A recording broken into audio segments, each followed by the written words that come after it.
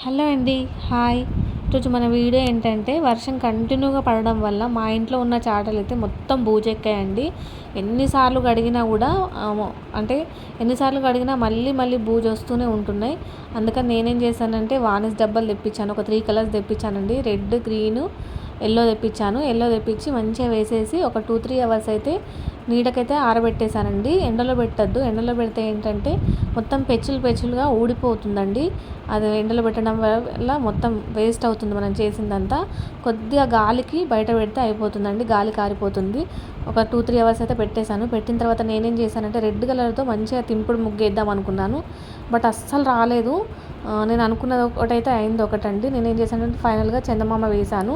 ఎందుకంటే బద్దలు స్ట్రైట్గా ఉంటాయి కదండి, ఒకటి కింద ఒకటి మీద ఉంటాయి కదా, అందువల్ల అయితే అసలు ముగ్గు రాలేదు. ఫైనల్గా అయితే అంటే చుట్టూరుగా అయితే మొత్తం తింపుడు ముగ్గులు వేసేసి మధ్యలో అయితే చందమామ వేశాను.